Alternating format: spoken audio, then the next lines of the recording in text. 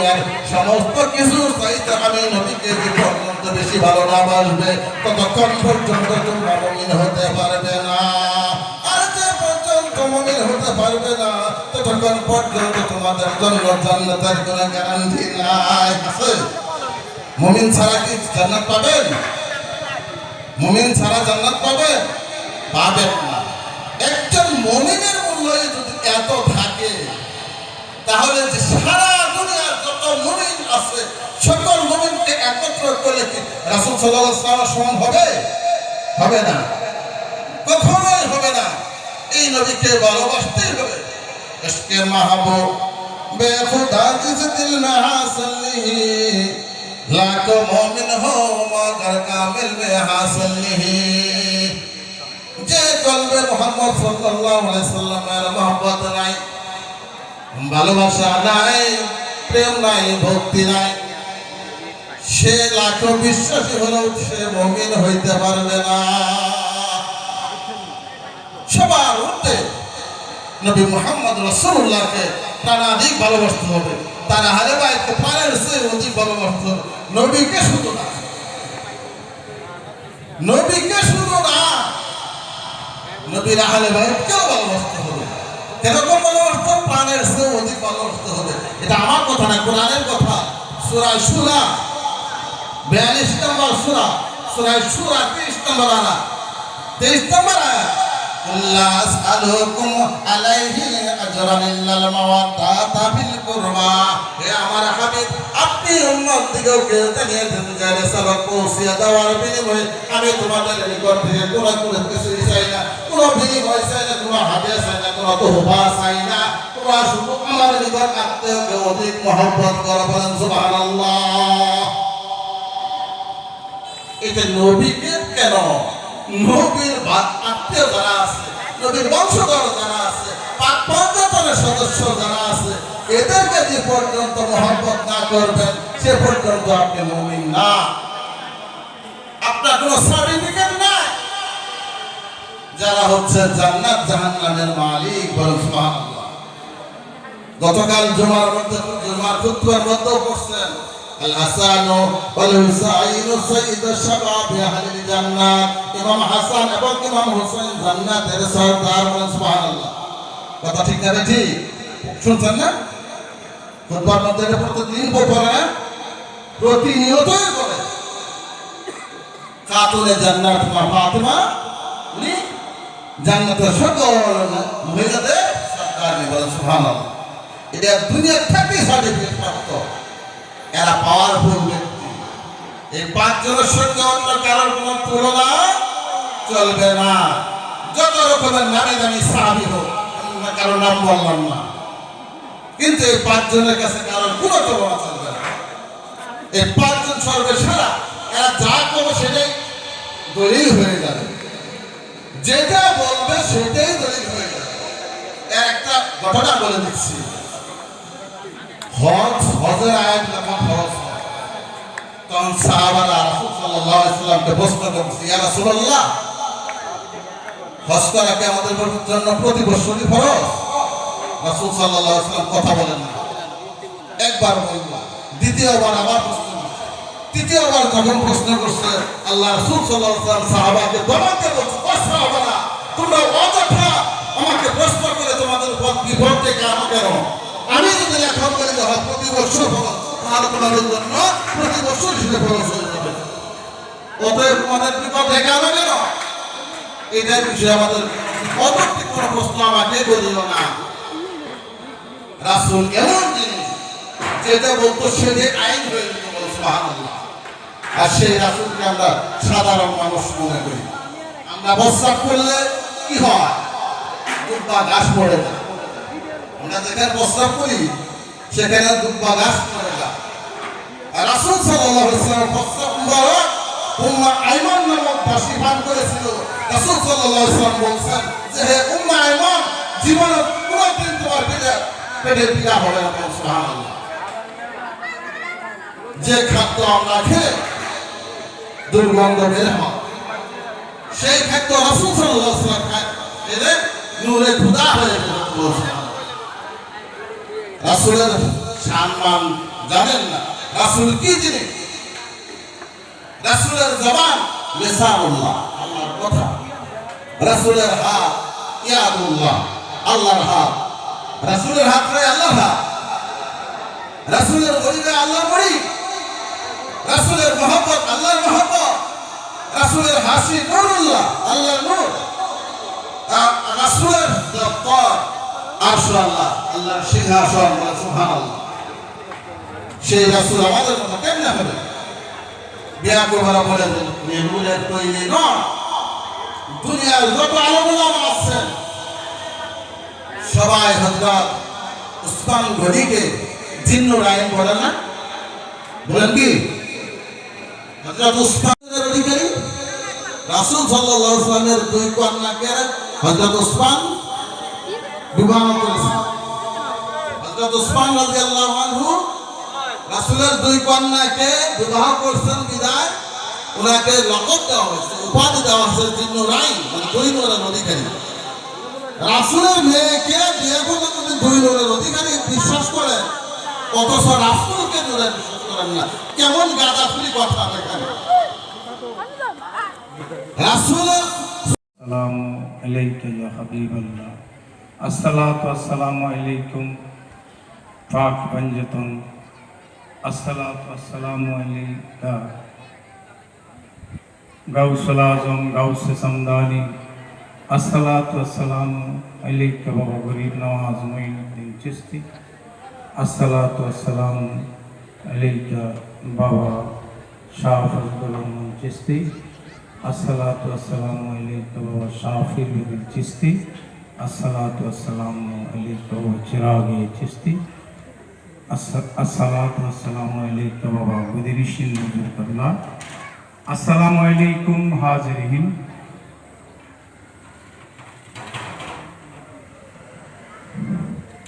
আমরা একটু দুরূদ পড়ে শুরু করব। মোহব্বতের সাথে আমরা রাসূলের সামনে একটু দুরূদ করব। মা কানা মুহাম্মাদিন আবা আহাদিম মির রিজালিকুম ওয়ালাকিন রাসূলুল্লাহি ওয়া খাতামান নাবিয়্যিন ওয়া কানা আল্লাহু বিকুম শাইইন আলীমা।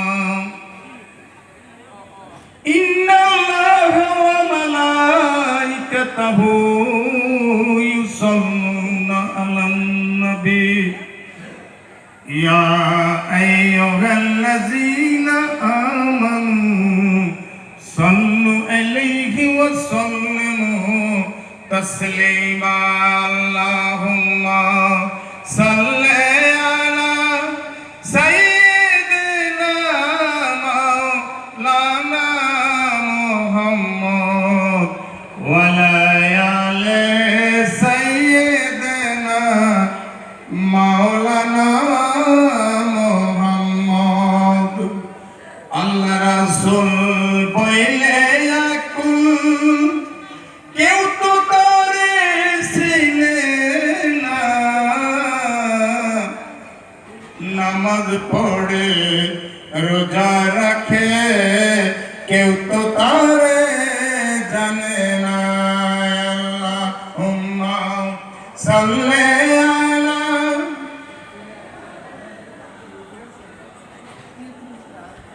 মুহাম্মদ ওয়া আলা আলি সাইয়্যিদিনা মাওলানা মুহাম্মদ।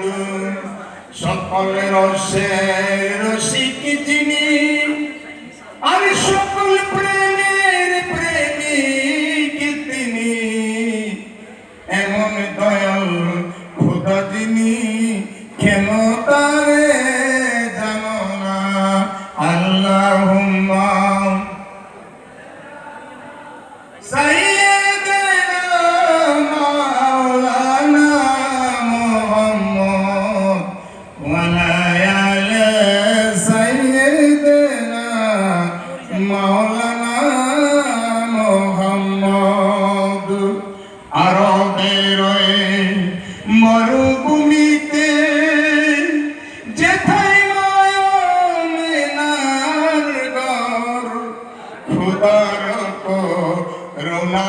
কাউসার ঝরে পড়ে বরংবর আল্লাহুম্মা সাল্লি আলা সাইয়্যিদিনা মাওলানা মুহাম্মদ ওয়া লা আলা সাইয়্যিদিনা মাওলানা মুহাম্মদ। আর সেথায় আছে প্রেমের খেলা, কোথায় গিয়ে লুকাইলা,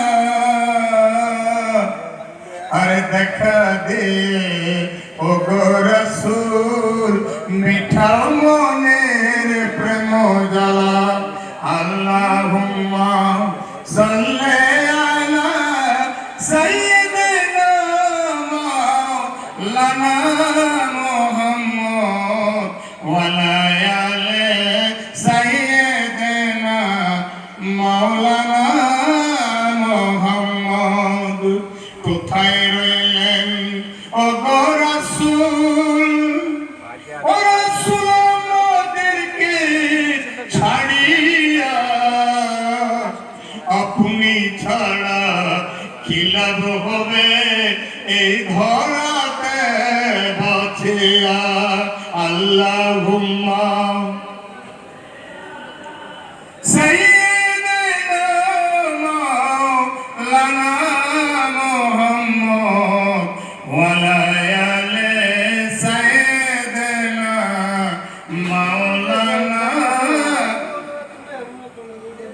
কোথায় রইলেন ও গো মুর্শিদ, ও মুর্শিদ আমাদেরকে ছাড়িয়া, আপনি ছাড়া কি লাভ হবে এই ধরাতে বাঁচিয়া।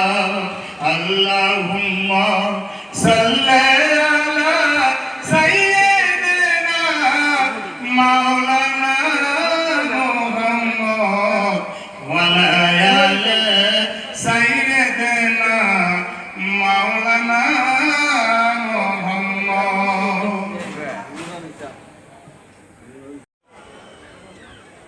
প্রকাশিত হওয়ার শখ হয়েছে।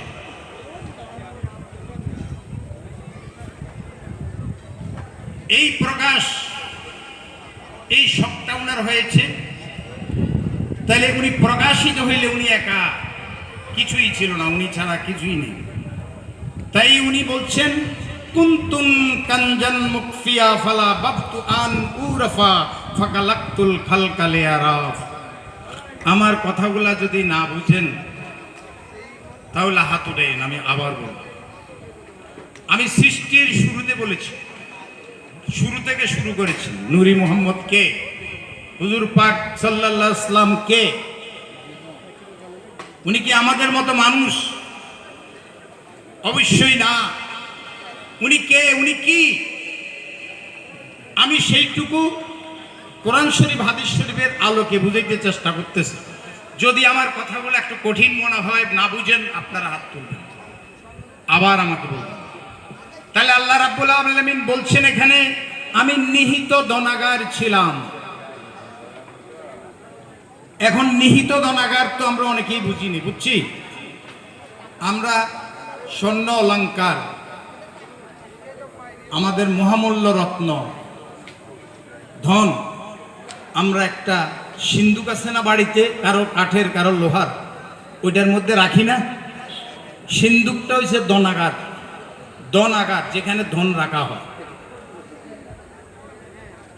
ঠিক আছে? উনি দনাগারের মতো ছিলেন, কিছুই ছিল না। উনি প্রকাশিত হন। তাই উনি বলেছে আমি নিহিত দনাগার ছিলাম।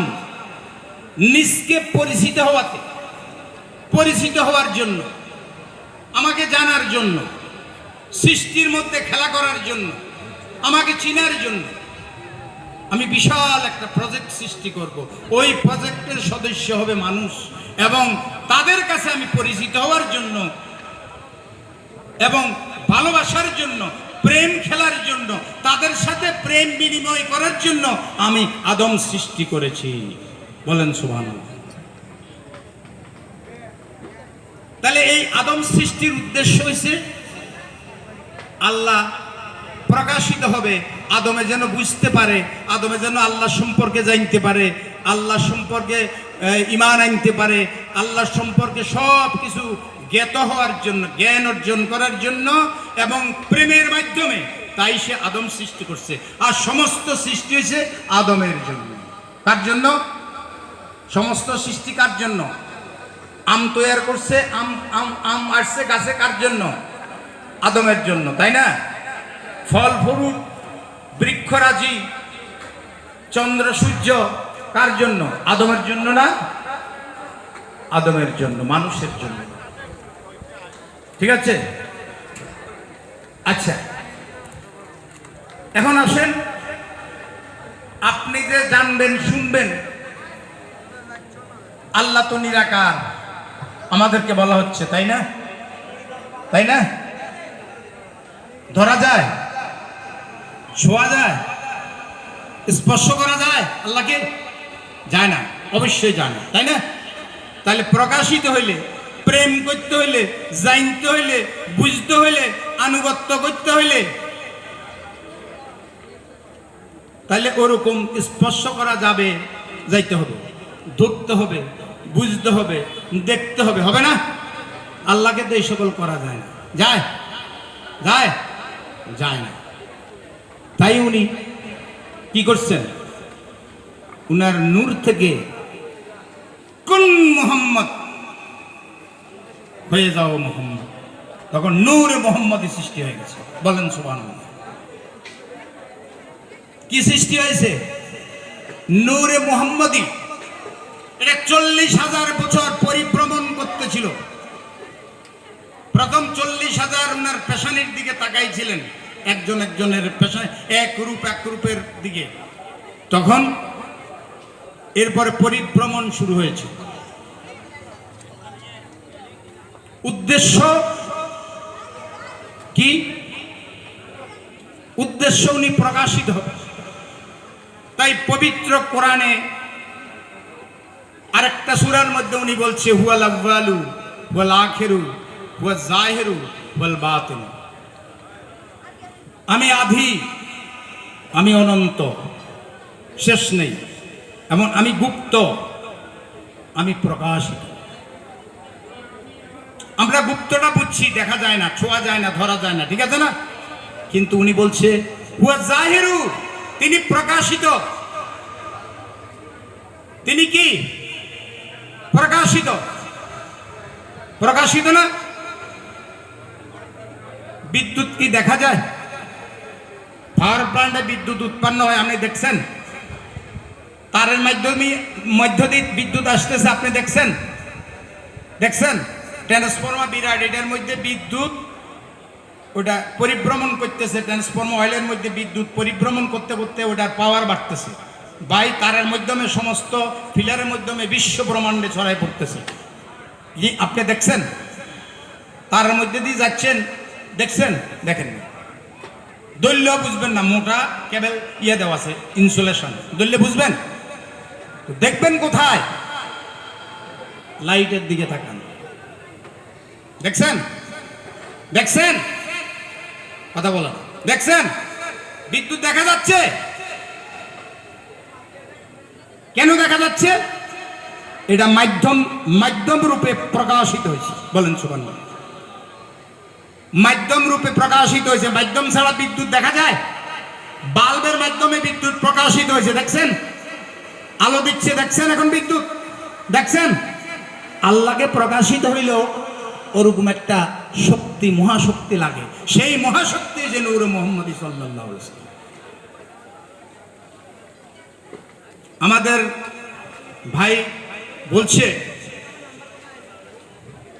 একটা সূরা বলছেন উনি, মায়দা 15 নম্বর আয়াত, কাদ জাআকুম মিনাল্লাহি নূরুন ওয়া কিতাবুম মুবিন।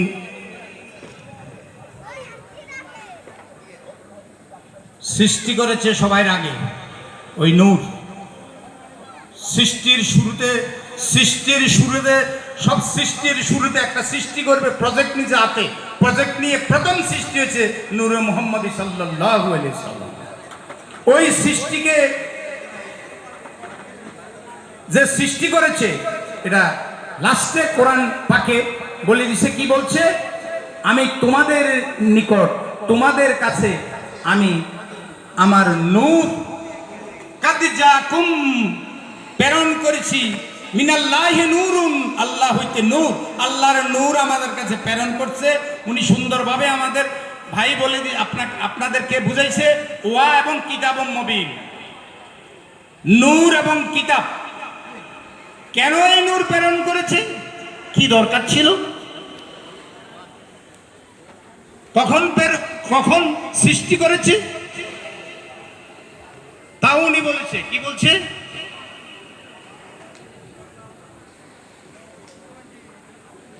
একদিন হযরত জাবের আলাইহিস সালাম উনি বলছেন যে আপনাকে সর্বপ্রথম আল্লাহ কি সৃষ্টি করেছে? বলছে তোমার নবীর নূর। ঠিক আছে, এই নূর সৃষ্টি করা হয়েছে। ঠিক আছে, এখন আসেন, এই নূর যখন সৃষ্টি করা হয়েছে সবার আগে, তখন উনি বলছেন কুনতুম নবিয়ান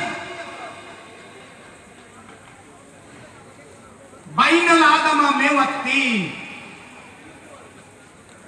আদম আলাইহিস সালামের দেহ মাটি এবং পানির মধ্যে, তখন আমি মুহাম্মদ নবী। বলেন সুবহানাল্লাহ। তাহলে নূর সৃষ্টি করি বশিরানা, নূর সৃষ্টি করি, নবুয়ত দিয়ে দিছে, নবুয়ত পেয়ে গেছে, সর্বপ্রথম নবুয়ত পেয়ে গেছে সৃষ্টির আগে, শুরুতে নবুয়ত পাইছে না? তাই বলছে কুনতুম নবিয়ান বাইনাল আদামা মেওয়াত্তিন, আমি তখনও নবী যখন আদমের দেহ মাটি এবং পানির মধ্যে, আদমকে সৃষ্টি করার কল্পনাও এখনো করেনি, তখনও আমি মুহাম্মদ নবী। ঠিক আছে, এই নূরকে 7টা ভাগে বিভক্ত করছে। কোন নূরকে? নূরে মুহাম্মদ সাল্লাল্লাহু আলাইহি ওয়াসাল্লামের নূরকে 7টা ভাগে বিভক্ত করেছে। কোন নূর? কাদ জাকুম মিনাল্লাহি নূরুন ওয়া কিতাবুম মুবিন। ওই সর্বপ্রথম যে নূর সৃষ্টি করেছে সেই নূরকে 7টা ভাগে বিভক্ত করা হয়েছে। 7টা ভাগে বিভক্ত করে প্রথম বাক্যা আরশ, কুরসি, লৌহ, কালাম। আর কয় ভাগ থাকে? কয় ভাগ? আরেক ক্রিয়া, গ্রহ, নক্ষত্র, আসমান, মনে করেন তার কয় ভাগ থাকে? ও দিয়া পৃথিবী, জমি, বৃক্ষরাজি ইত্যাদি। আর কয় ভাগ থাকে? 1 ভাগ। ওই 1 ভাগকে আমার 4 ভাগে বিভক্ত করে, ওই 1 ভাগকে 4 ভাগে বিভক্ত করে আবার 3 রকমের সৃষ্টি করছে, আবার 1 ভাগকে 4 ভাগে বিভক্ত করছে, আবার 1 ভাগকে 4 ভাগে বিভক্ত করছে। এরকম করতে করতে সমস্ত বিশ্ব ব্রহ্মাণ্ড হুজুর পাক সাল্লাল্লাহু আলাইহি ওয়াসাল্লামের নূর দিয়ে সৃষ্টি করা হয়েছে। বলেন সুবহানাল্লাহ।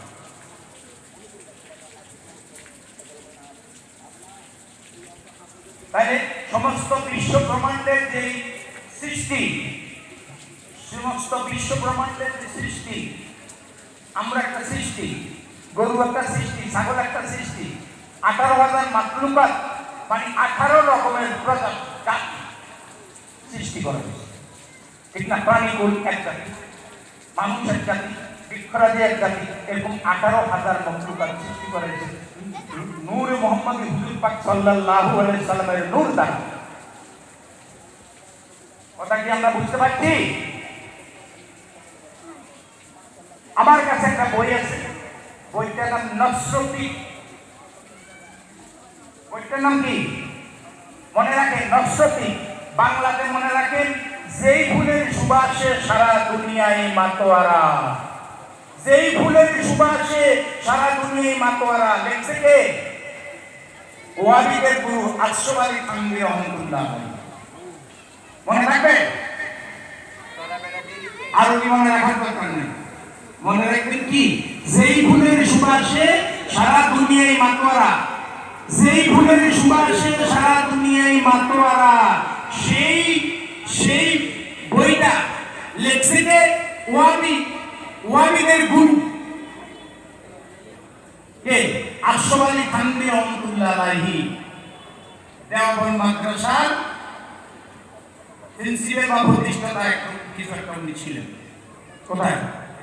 ভারত। উনি কিন্তু ওয়াবিদের গুরু, তাই নয় উনি সিস্টার সাহেবের ফিট কিন্তু ওয়াবি মতবাদ উনাদের মাধ্যমে আসছে।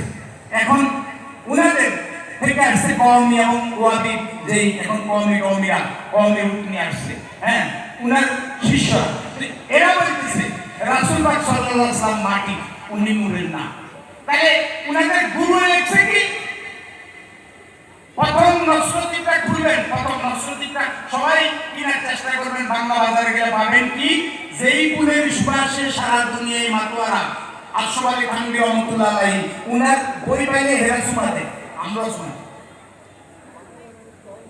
হ্যাঁ, এরা উনার বই পড়ি পড়িয়েছে, কিন্তু উনি লিখছে কি, প্রথম টাইমে পাইবেন যে কাদিদাকুম মিনাল্লাহি নূরুন ওয়া কিতাবুম মুবিন, সূরা মাইদা 15 নম্বর আয়াতটা দিয়া উনি ব্যাখ্যা করছে যে এই রাসূল পাক সাল্লাল্লাহু আলাইহি ওয়াসাল্লাম হইছে নূর, আল্লাহ নূর প্রেরণ করছে, ও এবং কিতাবুম মুবিন এবং কোরআন পাঠিয়েছে। ওই নূরকে সাইবাগে বিভক্ত করি বিভিন্ন, এটা হাদিস শরীফ আছে, উনি আবার হাদিসের রেফারেন্স দিয়েছে, হযরত জাবের রাদিয়াল্লাহু তাআলা আনহু মাইকরা হাদিসটা উনার থেকে আয়া হয়, হ্যাঁ, রেফারেন্সটা দিয়েছে।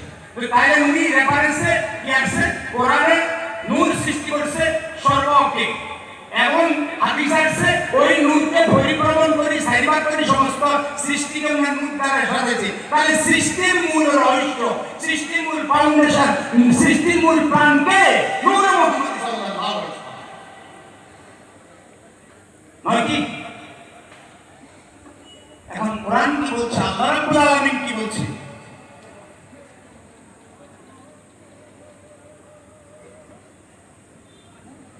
النبي أولى بالمؤمنين أنفسهم,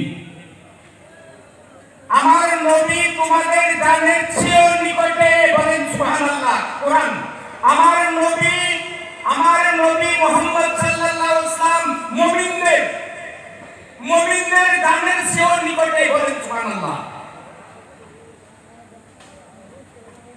যে মুমিন তার জানের চেয়ে নবী নিকটে, সুতরাং নবী ওইখানে মিশাচ্ছে, সুতরাং ওই নবী রাসূল ইসলাম, বলেন সুবহানাল্লাহ।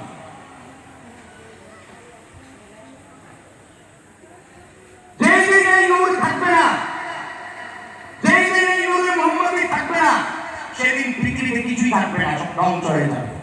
কারণ আপনি গোলাপ ফুল নাকে নেন, গোলাপ ফুলটা একটা নাকে নেন, কি সুন্দর ঘ্রাণ আসবে না? আসবে? ঘ্রাণ আসবে? কেন ঘ্রাণ আসবে? ওই ঘ্রাণটা রাসূল পাক সাল্লাল্লাহু আলাইহি ওয়াসাল্লামের নূরের বদৌলতে আসছে। একটা ফল খান, একটা কাঁঠাল খান, আঙ্গুর মুখে দেন, স্বাদ আসবে না? আসবে না? নাহলে খাবে না? আসবে না? এই স্বাদটা, এটার মধ্যে যে ভিটামিনটা আপনার শরীরে শক্তি যোগাচ্ছে, এই ভিটামিনটা রাসূল পাক সাল্লাল্লাহু আলাইহি ওয়াসাল্লামের নূরের বদৌলতে এসেছে। পৃথিবী মানব জাতির জন্য যত কল্যাণ করেছে, খাওয়া দাওয়া, সুখ শান্তি, গাছ বৃক্ষরাজি, মাছ মাংস, যত স্বাদ, যত গন্ধ, যত সুগন্ধ, সবকিছু কল্যাণকর, সবকিছু রাসূল পাক সাল্লাল্লাহু আলাইহি ওয়াসাল্লামের নূরের বদৌলতে এসেছে। যেদিনের নূর থাকবে না, সেদিন কিছুই থাকবে না, সৃষ্টি থাকবে। এটা কি আমার কথা না কোরআনের কথা, নাকি হাদিসের কথা? হাদিস কোরআন দুইটারই কথা, তাই না?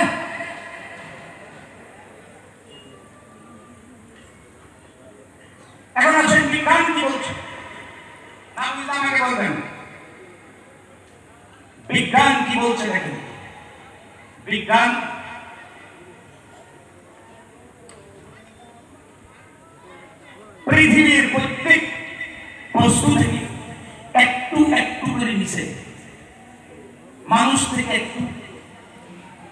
থেকে একটু, গাছ থেকে একটু, মাটি থেকে একটু, পাথর থেকে একটু, এরকম যত বস্তু আছে প্রায় বস্তু যেগুলি নেওয়া সম্ভব প্রত্যেক বস্তু থেকে কিছু কিছু অংশ নিয়ে নিছে।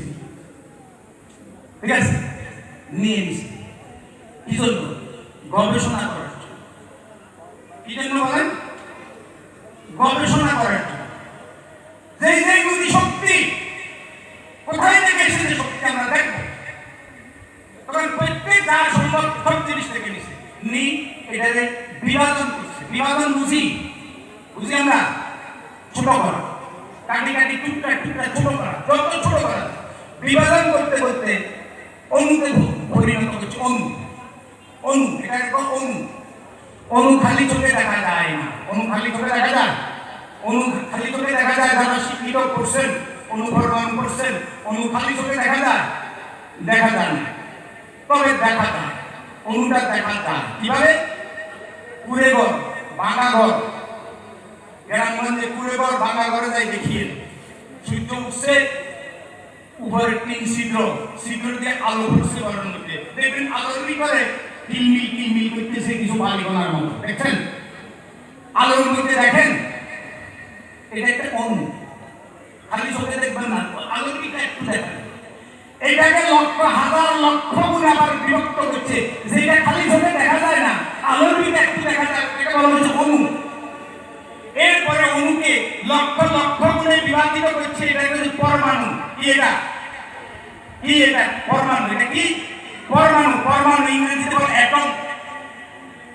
অ্যাটম বোমের কথা শুনছেন? ওই পরমাণু দিয়া অ্যাটম বোম তৈরি করে, ওইটার নাম হচ্ছে অ্যাটম। অ্যাটম ওইটা অণুকে লক্ষ লক্ষ গুণ বিভাজিত ছোট করতে করতে লক্ষ লক্ষ, একটা অণুরে ধরে অণু দেখা যায় না খালি চোখে, মাইক্রোস্কোপ লাগে, মাইক্রোস্কোপ যন্ত্র, শক্তিশালী অণুবীক্ষণ যন্ত্র, ওইটা দিয়া অণুরে ধরছে, অণুরে লক্ষ গুণ ছোট করছে, কাটতে কাটতে ছোট বিভক্ত করার পরে হচ্ছে অ্যাটম, পরমাণু।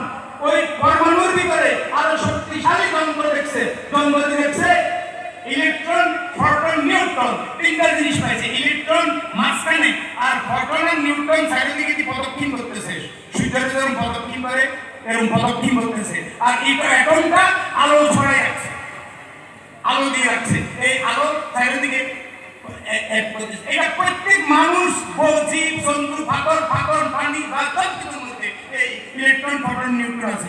ওই ইলেকট্রনটা যেটা আলো দিয়ে রাখছে, এটা ওই বস্তুটাকে শক্তিশালী করে ধরে রাখছে, ওই ইলেকট্রনটা যে নূরে মুহাম্মদ সাল্লাল্লাহু আলাইহি ওয়াসাল্লাম।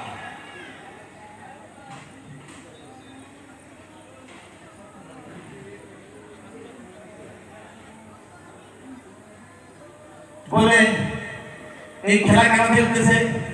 এই খেলা খেলতেছে আগেই বলছি উনি প্রকাশিত হওয়ার জন্য, উনাকে ধরার জন্য। এখন 570 খ্রিস্টাব্দে মানব জমিনে মানব রূপ দিয়া ওই নূরে মুহাম্মদকে আপনাদের সামনে ধরার জন্য, ছোঁয়ার জন্য, কথা বলার জন্য, আনুগত্য করার জন্য ওই মানব রূপে এসেছে নূরে মুহাম্মদ সাল্লাল্লাহু আলাইহি ওয়াসাল্লাম। বলেন, সেই নূরে মুহাম্মদ সাল্লাল্লাহু আলাইহি ওয়াসাল্লাম আসার পরে, মানব রূপে আসার পরে রূপটা মানবে, ঠিক আছে, কিন্তু উনি কি? উনি তার প্রকাশ কেমনে? মুখে বের হবে? বদরের যুদ্ধে কাফেরদের শক্তি বেশি দেখা যাচ্ছে, এক মুষ্টি ফুল নিচে, সবাই দেখছে হুজুরে গোল নিচে, গোল মারে, কাফেরদেরকে গোল মারছে। এই গোল মারলে কত গুণ করে কাফের যাবে? উনি মারছে, মারার সাথে সাথে সবাই অন্ধ হয়ে পালাইছে, ঠিক আছে। আল্লাহ বলছে ওয়ামা রামাইতা ইয রামাইতা ওয়ালাকিন্নাল্লাহা রামা। আপনি যেই গোল নিক্ষেপ করেছেন প্রত্যক্ষদর্শীরা দেখেছে, সবাই দেখেছে হুজুর গোল নিক্ষেপ করেছে। আপনি যেই গোল নিক্ষেপ করেছেন ওটা আপনি করেন নেই, আমি আপনার হাত দ্বারায়, আমি আপনার হইতে গোল, আমি নিজেই গোল নিক্ষেপ করেছি। বলেন সুবহানাল্লাহ।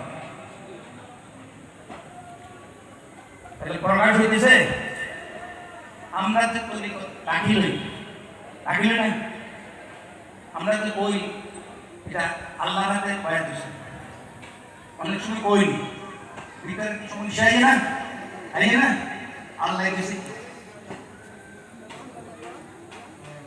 ইন্নাল্লাযিনা ইউবাইয়িনাল্লাযিনা ইয়াদুল্লা ফাওকা আইদিহিম ফামান নাকাযা আলা নাফসিহি, আপনার হাতে যারা বায়াত গ্রহণ করেছে তারা স্বয়ং আমার হাতে বায়াত করেছে, আপনার হাতের উপর আমার। আমাদের মাওলানা সাহেব একবার বলছে, মেরাজ শরীফ থেকে যখন আসছেন তখন কয় আল্লাহ দেখতে কেমন, তখন কয় তোমরা আল্লাহ দেখতে কেমন, সবাই সামনে তো বলবে না, বিশেষ সাহাবা যারা আছে তাদের সামনে বলছে আল্লাহকে দেখতে চাও, মানে রাবি রায়াল হাত, আল্লাহকে দেখতে চাইলে আমারে দেখো, আমারে দেখো, ঠিক আছে? আল্লাহকে দেখতে চাইলে আমারে দেখো, তাইলে কই যেটাকে ধরা যায় না, যেটাকে ছোঁয়া যায় না, যেটাকে স্পর্শ করা যায় না, তাকে আনুগত্য করবেন কিভাবে? ওয়াতিউল্লাহ, আল্লাহর আনুগত্য করো। এই বলছে আল্লাহ, ওয়াতিউর রাসূলা, রাসূলের আনুগত্যের মাধ্যমে রাসূলের আনুগত্য করো। কারণ আনুগত্য করলে দেখতে হবে না, দেখতে হবে, স্পর্শ করতে হবে, ছোঁয়া দেখতে হবে না, তাহলে কি করা যায়? তার আনুগত্য করা যায় না। তাই বলছে আতিউর রাসূলা।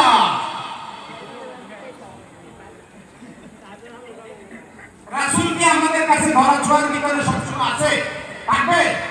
যখন থাকবে না তখন তোমরা কার আনুগত্য করবা? আল্লাহর আনুগত্য করতে হলে বলছি রাসূলের আনুগত্য করো। রাসূল তো তোমাদের কাছে জীবন্ত আছে, সবসময় দেখাশোনা থাকবে না, তখন বলছে ওই ওলি আমার মিনকুম, ওই বিষয়ে উনার আনুগত্য করো, কারণ উনি রাসূল, উনি রাসূল থেকে জুদা না, উনি রাসূল, উনার আনুগত্য করলে আমার উনার রাসূলের আনুগত্য হবে, রাসূলের আনুগত্য হলে আমার আনুগত্য। তাহলে মুর্শিদের আনুগত্য করা যাবে? তাহলে কার আনুগত্য হবে? মুর্শিদের আনুগত্য করলে কার আনুগত্য হবে? আপনারা বলেন, বলেন যে এটা আনুগত্যের ধারাবাহিক রাসূল ছিলেন, রাসূলকে দেখছেন, আনুগত্য করছেন, প্রেম করছেন, ভালোবাসা করছেন না? রাসূল তো সবসময় আপনার ভিতরে থাকবেন, আমাদের মাঝে আছে, এখন আছে, উনি আছেন, কিন্তু আমাদের এই অন্য এই যে মানুষ তার থেকে আকাশে তার মতো মিলে গেছে, তার মতো কেন বলছেন? ওটা তো তার আলাদা সত্তা, বিশাল একটা ধারণ করা সম্ভব। আপনারা আমার এই কথাটা মিলিয়ে নেবেন। হ্যাঁ, আমি জানি আপনারা আমার কথা বিশ্বাস করবেন, তারপরেও আমি বলবো নিজের বিশ্বাসের দৃঢ়তা আনয়নের জন্য এই কাজটা আপনারা করবেন তো? এবার আসেন, আল্লাহ রাব্বুল আলামিন এটাও কিন্তু বায়াত, এটাও কিন্তু হলফ, এটাও কিন্তু অঙ্গীকার, এটাও কিন্তু প্রতিশ্রুতি। তিনি রাসূল সাল্লাল্লাহু আলাইহি ওয়াসাল্লামের পক্ষে বায়াত নিয়েছেন, আল্লাহ নিজের জন্য নেন না। এই বায়াতটা, এই অঙ্গীকারটা আল্লাহ কি নিজের জন্য নিয়েছেন? কার জন্য নিয়েছেন? পেয়ারা নবী সাল্লাল্লাহু আলাইহি ওয়াসাল্লামের জন্য, যিনি এখনো কখন আসবেন, এখনো আসেন নাই, ওনার আগেই নবী রাসূলুল্লাহ পৃথিবীতে আসবে, তারপর ওনার কথা। দেখেন, এখানে একটা কিছু বুঝার বিষয় আছে। সবার প্রশ্ন উঠে, ওনাকে আমার বই হাদিস শরীফ আছে, আল্লাহ রাব্বুল আলামিন সবার আগে নূর মুহাম্মদ সাল্লাল্লাহু আলাইহি ওয়াসাল্লামের সৃষ্টি করেছেন, সরাসরি তার ফিরতা রাহে আর নূর দিয়ে। এখন আমাদের ভাইয়েরা বলে, আগেই যদি ওনাকে সৃষ্টি করবে তুমি পরে আসলেন কেন? এটা প্রশ্ন হয় না? এটা সাধারণভাবে বোঝার জন্য আমি একটা উদাহরণ দিচ্ছি। পৃথিবীতে তশরিফ আনবেন, কারো কি আর ঘোষণা দেওয়ার দরকার আছে? তো ওনার আগমনের বার্তা কার মাধ্যমে আলোচিত হয়েছে? আল্লাহ স্বয়ং করেছেন। কাদের মাধ্যমে? শ্রোতা কারা ছিল? নবী এবং রসুলরা। নবী এবং রসুলগণ হচ্ছেন আল্লাহর নির্বাচিত বান্দা, আল্লাহর নির্বাচিত বান্দা, যাদেরকে আল্লাহ রাব্বুল আলামিন বিশেষ দায়িত্ব দিয়ে এই পৃথিবীতে পাঠিয়েছেন। ওনারা কিন্তু তার আমাদের মতো সাধারণ বান্দা নন। নিজের প্রতি অর্থাৎ আল্লাহ নিজের প্রতি ঈমান আনয়নের কথা না বলে নবী রাসূলদেরকে বলেছেন, আমার হাবিবের প্রতি তোমরা ঈমান আনবে। নবী রাসূলদের বিষয়ে যদি এই ধরনের দায়িত্ব কর্তব্য আল্লাহ কর্তৃক স্থিরীকৃত হয়, রাসূল সাল্লাল্লাহু আলাইহি ওয়াসাল্লামের বিষয়ে আমাদের অবস্থা কি হবে? একটু ভাববেন। আমাদের ভাইয়েরা যে কিছু উল্টাপাল্টা কথা বলেন, উইথ ডিউ রেসপেক্ট আমি বলছি, ওনাদেরও ভাবনা করা উচিত, ওনাদেরও ভাবা উচিত। যেখানে আল্লাহ মহান রাব্বুল আলামিনের দরবারে রাসূল সাল্লাল্লাহু আলাইহি ওয়াসাল্লামের এই রকম শান, এই রকম মর্যাদা, সেক্ষেত্রে আমরা ওনার সম্পর্কে কি রকম আচরণ করি, কি রকম কথাবার্তা বলি, কি ধরনের ভাষা শব্দ প্রয়োগ করি, এটা চিন্তা করা উচিত নয় কি? আচ্ছা, এবার আসেন আল্লাহ রাব্বুল আলামিন সূরা মরিয়মে ইয়াহিয়া আলাইহিস সালামকে 3 বার সালাম দিয়েছেন। কয়বার? হে ইয়াহিয়া, যেদিন আপনি জন্মগ্রহণ করেছেন ওই দিন আপনাকে সালাম, আপনার জন্মের দিন আপনাকে সালাম, আপনার মৃত্যুর দিন আপনাকে সালাম, এবং যেদিন আপনি পুনরুত্থিত হবেন সেদিনও আপনাকে সালাম। তাইলে বলেন তো, জন্মের দিনটা কি গুরুত্বহীন কিনা না গুরুত্বপূর্ণ? জন্মের দিনটা কি গুরুত্বহীন না গুরুত্বপূর্ণ? সকল নবীদের সর্দারকে পেয়ারা নবী হযরত মুহাম্মদ মুস্তাফা সাল্লাল্লাহু আলাইহি ওয়াসাল্লাম আমাদের সকল ভাই এটা স্বীকার করেন, এই ব্যাপারে কেউ দ্বিমত প্রকাশ করেন না। তো একজন নবী বা রাসূলের প্রতি যদি আল্লাহ এরকম আচরণ করেন, সালাম দেন ওনার জন্মের দিন, বিশেষ করে সেই সকল নবীদের সর্দার পেয়ারা নবী হযরত মুহাম্মদ মুস্তাফা সাল্লাল্লাহু আলাইহি ওয়াসাল্লামের জন্মের দিন আমরা আল্লাহর সাধারণ বান্দারা কি করা উচিত? একটু ভেবে দেখবেন। জন্মের দিন কি মনে হয় আল্লাহ কোনো বাহুল্য কাজ করেন? হ্যাঁ, বাহুল্য কোনো কাজ করেন? এই যে 2 বার কাজ করলেন, জন্মদিনের গুরুত্ব বোঝানোর জন্য। নবী রাসূলরা মহান রাব্বুল আলামিনের তরফ থেকে তার বান্দাদের নিকট রহমত স্বরূপ। এই ব্যাপারে কি কোনো সন্দেহ আছে? তাহলে সকল নবীদের সর্দার পেয়ারা নবী সাল্লাল্লাহু আলাইহি ওয়াসাল্লামের জন্মদিনটা কতটুকু গুরুত্ব হতে পারে? আমি কোনো প্রশ্নের উত্তর আপনাদের কাছে চাইব না, আপনি একটু চিন্তা করি। আমার সাথে দ্বিমত প্রকাশ করতে পারেন, করেন, কোনো সমস্যা নেই। কিন্তু কোরআন শরীফের ভিতরে থেকে বাইরে গিয়ে না, ওয়ালিদা, ওয়ালিদ, এই 2টো শব্দই সূরা মরিয়মে রয়েছে, অর্থাৎ জন্মদিন। ঈসা আলাইহিস সালাম আল্লাহর কাছে প্রার্থনা করলেন, হে বার এলাহি, আপনি যদি উপর থেকে জান্নাত থেকে আমাদের জন্য যদি খাওয়ার প্রেরণ করেন, তাহলে আমরা কি হব? আমরা ওই দিনটাকে ঈদ হিসাবে পালন করব। এই কথা বললাম এই জন্য, আমাদের ভাইয়েরা বলেন যে রোজার ঈদ আর কুরবানির ঈদ ছাড়া কোনো ঈদ নাই। কোরআন শরীফে ঈদ এটাও আছে। তাহলে কি হচ্ছে? মিলাদও কোরআন শরীফে আছে, ঈদও কোরআন শরীফে আছে। আমাদেরকে কি আর অন্য কোনো আইনের উৎস দেখার অবকাশ আছে? তাহলে কি বলা যাবে যে কোরআন শরীফে ঈদ নাই, মিলাদ নাই? বলা যাবে?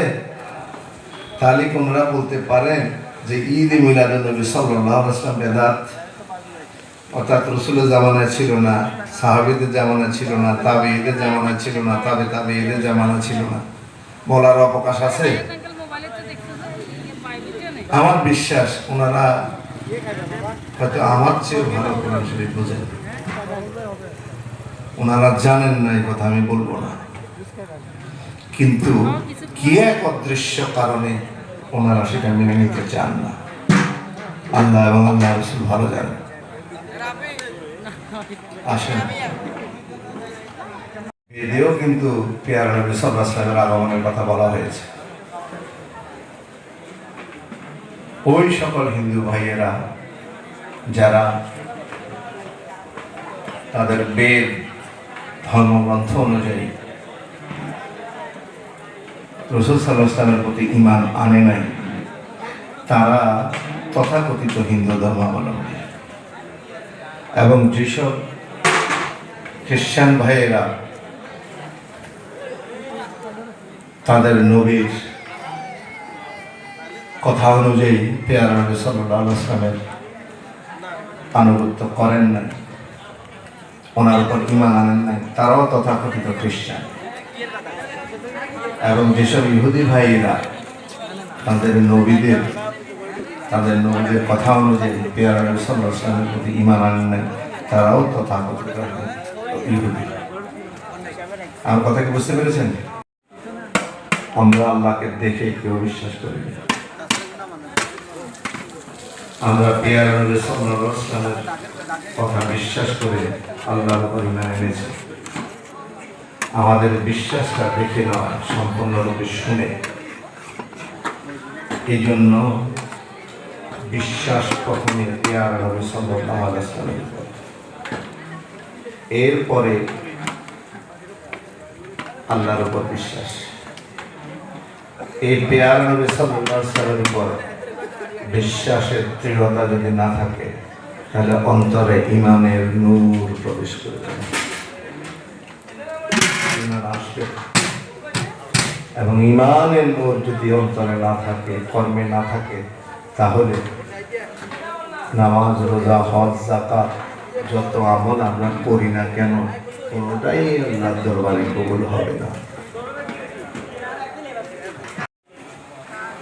হজে গেলে মদিনা না গেলেও হজ হয়, বলে না? আরে হজ আমল, কাবা গৃহে যাওয়াটা কি আমল, আর মদিনায় যাওয়া ঈমান। কোরআন আল্লাহর, এতে কোনো সন্দেহ নেই। আল্লাহর মুখ দিয়ে আমরা কোরআন শুনি। আমি আর অনেকবার বলেছি, কোরআনুল কারীমের প্রথম 5টা আয়াতে কারিমা নাযিল হয়। আপনারা সকলেই জানেন সূরা আলাকের বিসমিল্লাহির রহমানির রহিম। একটা আয়াতে কারিমা পড়লে হইল বিসমি রাব্বিকা, পড়েন পুরাটা, প্রথম আয়াতটা পড়েন। সূরা আলাকে দেন না?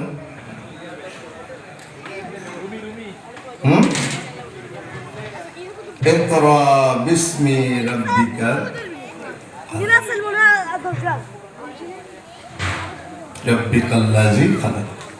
অর্থাৎ পড়ুন আপনার প্রভুর নামে। এটা প্রথম আয়াতে কারিমা। আমরা সকলেই জানি, কেউ দ্বিমত করে না এই পর্যন্ত। প্রিয় নবী সাল্লাল্লাহু আলাইহি ওয়াসাল্লাম যখন হেরা পর্বতের গুহায় ধ্যান মগ্ন অবস্থায় ছিলেন,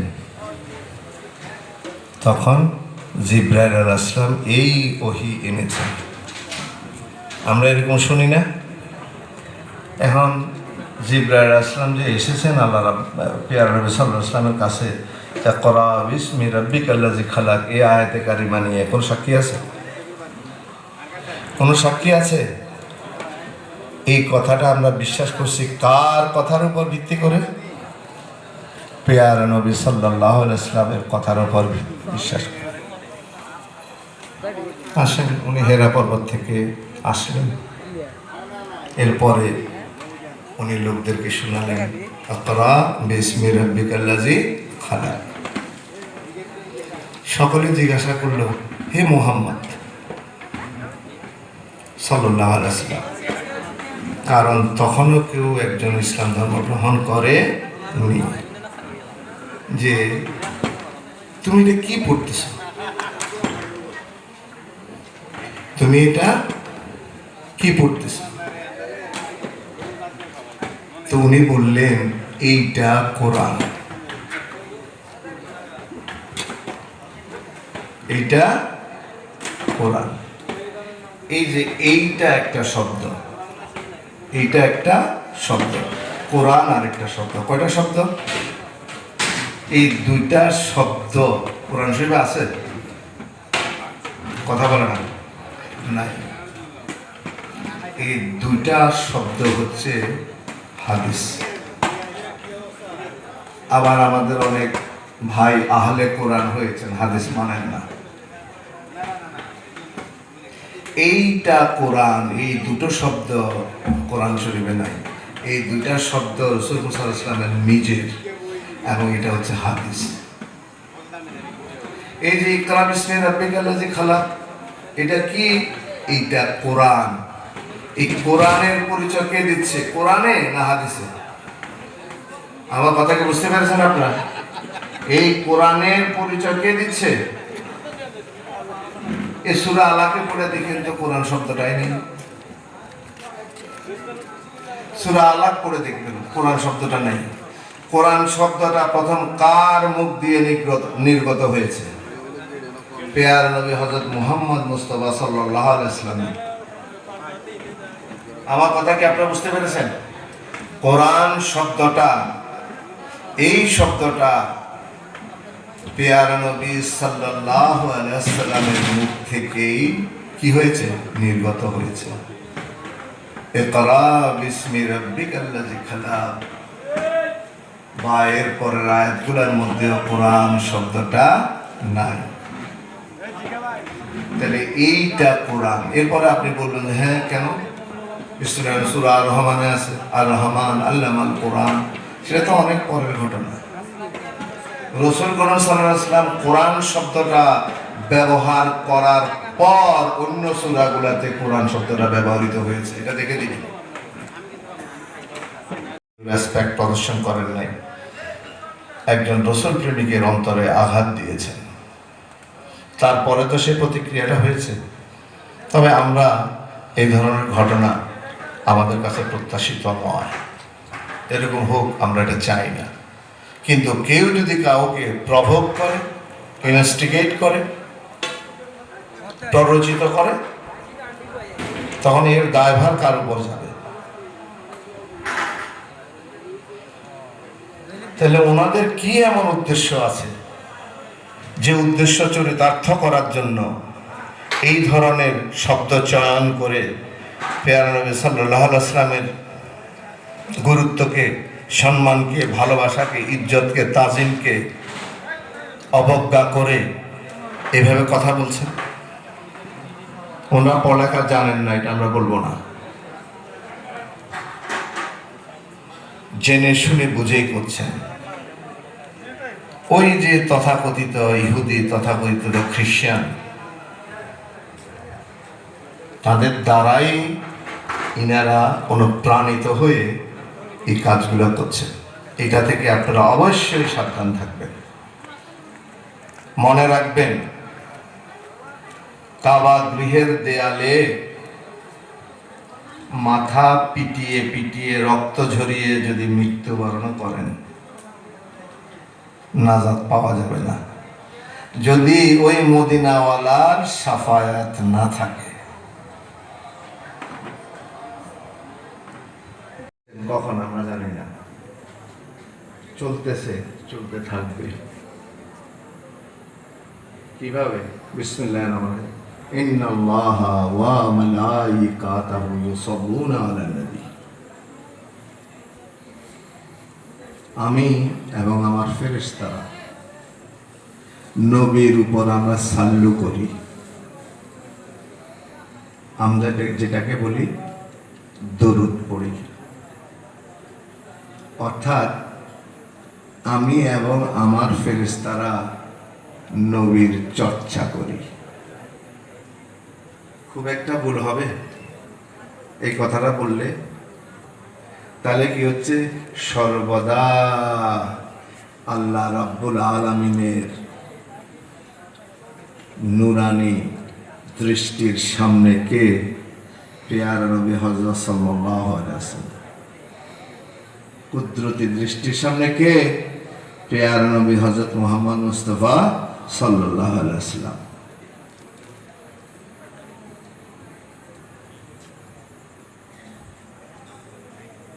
আমরা কি বুঝলাম?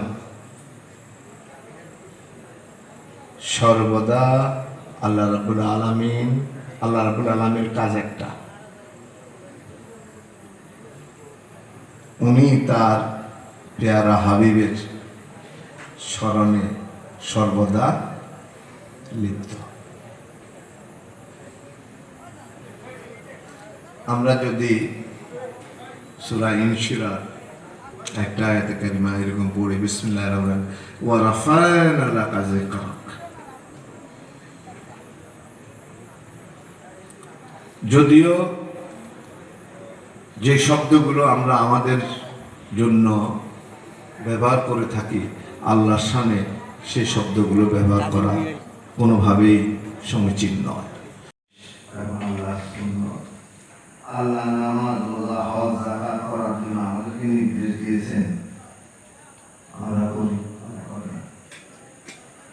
অনুরূপভাবে দুরূদ পাঠ করার জন্য আল্লাহ আমাদেরকে নির্দেশও দিয়েছেন, নিজেও করে। এই একটা কাজে আল্লাহ রাব্বুল আলামিন আমাদেরকে শরীক করেছেন। এখন শিরকের কত আলাদা? আল্লাহর সাথে আর অন্য কোনো কাজে শিরক আছে?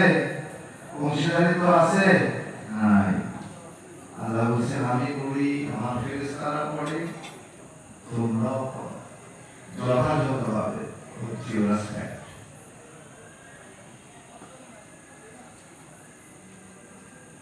আপনারা কি আমার কথাগুলো বুঝতে পেরেছেন? সেই যিনি আমাদের প্রতি দয়ালু, দয়াদ্র, আমাদের ইশতেহারে আমরা সূরা ইউনূসের ৫৮ নম্বর আয়াতটা উদ্ধৃত করেছি। আপনারা কি পড়ে দেখিয়েছেন? আমাদের ইশতেহারটা কি পড়েছেন? সেখানে সূরা ইউনূসের ৫৮ নম্বর আয়াতটাকে আপনারা কি পড়েছেন?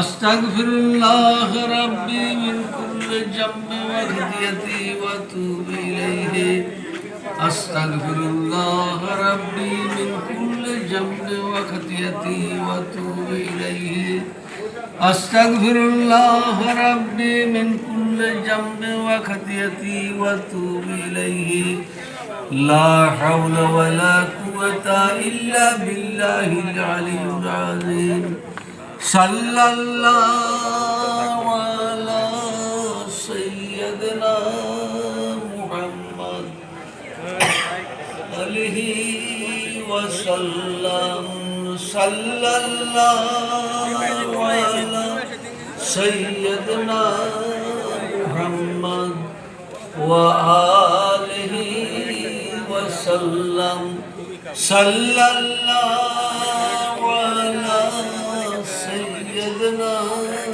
मुहम्मद व आलिहि वसल्लम सल्लल्लाहु अलैहि सय्यदना मुहम्मद व आलिहि वसल्लम सल्लल्लाहु अलैहि सय्यदना मुहम्मद व आलिहि वसल्लम सल्लल्लाहु अलैहि सय्यदना मुहम्मद व आलिहि वसल्लम सल्लल्लाहु अलैहि सय्यदना मुहम्मद व आलिहि वसल्लम सल्लल्लाहु अलैहि सय्यदना मुहम्मद व आलिहि वसल्लम सल्लल्लाहु अलैहि सय्यदना मुहम्मद व आलिहि वसल्लम सल्लल्लाहु अलैहि सय्यदना मुहम्मद व आलिहि वसल्लम अल-फातिहा